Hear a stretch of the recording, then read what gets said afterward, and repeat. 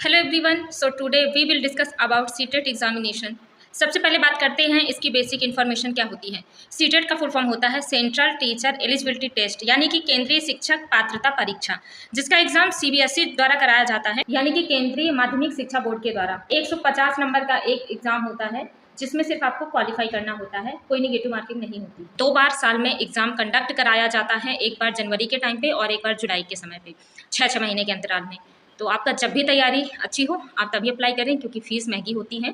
अब बात कर लेते हैं कि कौन लोग एग्ज़ाम देते हैं। जो लोग बीएड या बीटीसी कुछ भी टीचिंग का कोर्स किए हुए हैं उनको ये एग्ज़ाम देना आवश्यक होता है। सीटेट जो होता है वो केंद्र का टीचर एलिजिबिलिटी टेस्ट होता है। जैसे यूपी टेट होता है, यूपी का टेट हो गया, बिहार टेट बिहार का टेट हो गया। वैसे सेंट्रल का जो टेट होता है वो ऑल ओवर स्टेट्स में वैलिड माना जाता है, कुछ स्टेट्स को छोड़ के। जैसे यूपी में वैलिड है, बिहार में वैलिड है। अगर आप इसको कर लेते हैं तो आपको स्टेट का टेट देने की आवश्यकता नहीं होती है। ये एक तरह का मान सकते हैं टीचिंग के लिए प्री एग्जामिनेशन होता है।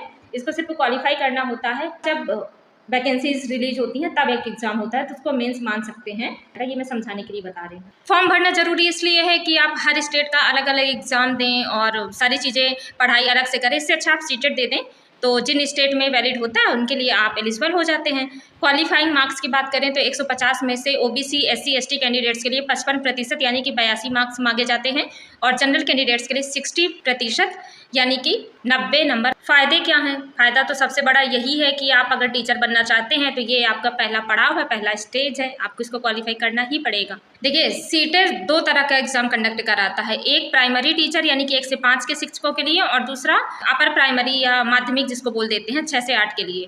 जो बीटीसी वाले स्टूडेंट होते हैं वो 1 से 8 तक के लिए दोनों सीटेट के एग्ज़ाम में क्वालिफाई उनको करना होता है, और जो बीएड वाले होते हैं वो सिर्फ अपर प्राइमरी का ही एग्ज़ाम देते हैं।